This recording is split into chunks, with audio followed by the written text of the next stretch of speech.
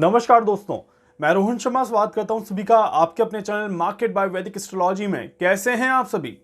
आज हम यहां पर बात करने वाले हैं एक बहुत ही ज्यादा इंपॉर्टेंट टॉपिक के बारे में। आप सभी इसके बारे में जानना चाहते हैं और कई सारे सवाल मेरे पास डेली आ रहे हैं इस टॉपिक को लेकर के, तो सोचा कि इसके बारे में थोड़ी सी कैलकुलेशन कर लिया जाए और आपको थोड़ा सा ब्रीफ दे दिया जाए।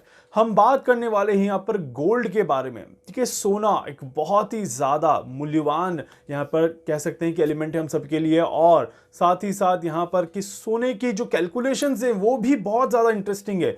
ज्योतिष में, गणनाओं में नॉर्मली हम कह देते हैं कि देवगुरु बृहस्पति को कैलकुलेट कर लो, पीला है, गोल्ड को सपोर्ट करता है, सोने के भाव में गुरु की कैलकुलेशन बहुत इंपॉर्टेंट है। बट क्या इतना ही काफी है?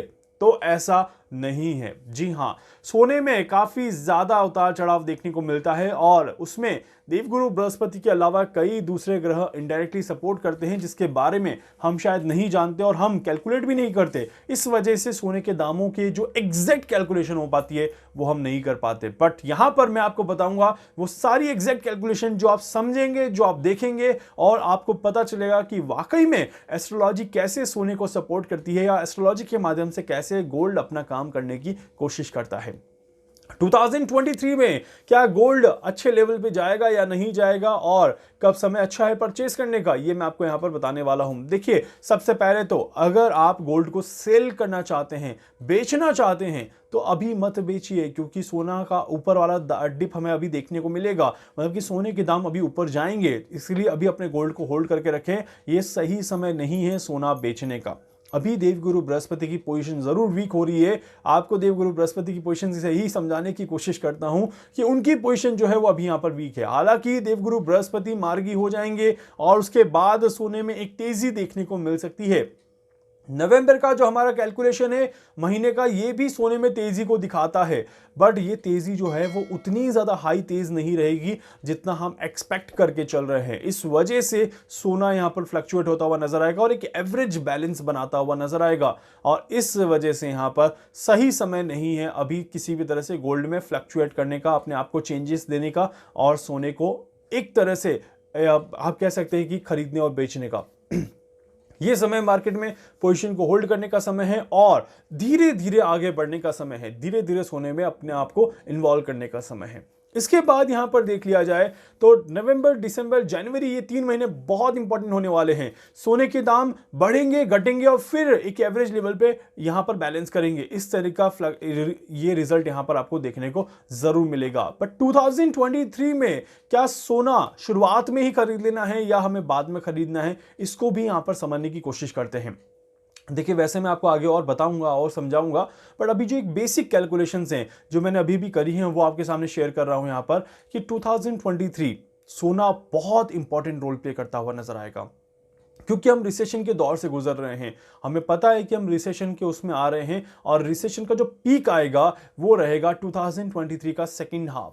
2023 स्पेशली अप्रैल, मई, जून, जुलाई और अगस्त, ये वो 4-5 महीने हैं जो रिसेशन के लिए पीक पर रहेंगे। और इन 4-5 महीनों में जब रिसेशन पीक पर जाएगा उसी समय पर सोना बढ़ता हुआ नजर आएगा और उसी समय सोना ऑल टाइम हाई हो सकता है। इस तरह के योग भी यहां पर दिखाई देते हैं कि एक बार सोना ऑल टाइम हाई टच करेगा और उसके बाद फिर गोल्ड वापस यहां पर नीचे आता हुआ दिखाई देगा। इस तरह के योग यहां पर बन रहे हैं। तो अभी जो बेसिक कैलकुलेशंस हैं वो यहां पर मैं बता रहा हूं कि 2023 middle half of the year जो रहेगा ये बहुत इंपॉर्टेंट रहेगा गोल्ड के लिए। और अगर आपको गोल्ड परचेज करना है, अगर आप गोल्ड को खरीदना चाहते हैं, बेचना नहीं चाहते, तो अभी परचेज कर सकते हैं। This is the perfect time to purchase the gold, क्योंकि अभी हमें और डिप तो देखने को मिलेगा ही मिलेगा। जनवरी, फरवरी में थोड़ा और डाउन आ सकता है सोना, तो और भी अच्छा समय आपको मिलेगा आगे जाकर के जहां पर आप परचेज कर सकते हैं। बाकी जैसे मैंने कहा, this is the time to hold the positions. अभी ज्यादा मूवमेंट नहीं करने हैं और थोड़ा वेट करना है कि थोड़ा और डाउन आ जाए, थोड़ा और डाउन आ जाए, और जैसे ही डाउन आए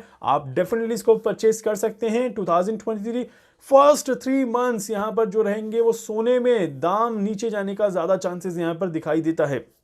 और अभी जो कैलकुलेशन है, जो ग्रहों नक्षत्रों की चाल दिखाई दे रही है, ये सोने में यहां पर कहीं ना कहीं बदलाव देखने को यहां पर कह रही है कि आने वाला समय गोल्ड के लिए एक बड़ा चैलेंजिंग टाइम लेकर के आने वाला है और आने वाले समय में गोल्ड काफी ज्यादा मोमेंटम देखने को मिलेगा। जो मैंने एक बड़ी कैलकुलेशन कर रखी है कि ऐसा हो सकता है नॉट इन 2023 बट आने वाले बहुत जल्दी के कुछ सालों में एक समय ऐसा आएगा जहां पर गोल्ड एक बड़ा डिप देगा और काफी स्ट्रॉन्ग चांसेस हैं। अगर गोल्ड एक भी बार 48,000 को टच करता है तो डेफिनेटली ये गोल्ड 42,000 तक डाउन जाने के चांसेस बनाएगा ही बनाएगा। और इतना डाउन अगर गोल्ड चला जाता है तो आप सभी समझ सकते हैं कि देश और दुनिया में कितने बड़े परिवर्तन यहां पर देखने को मिलेंगे, इकोनॉमिकल फ्लक्चुएशन कितना ज्यादा देखने को मिलेगा।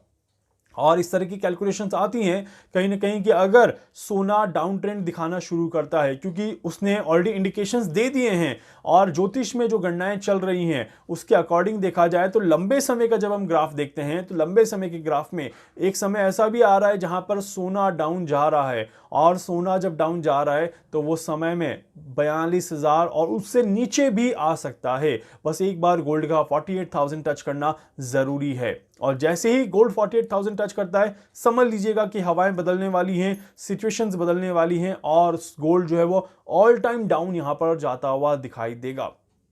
तो ये एक समय है जो कि यहां पर देखने को मिलेगा।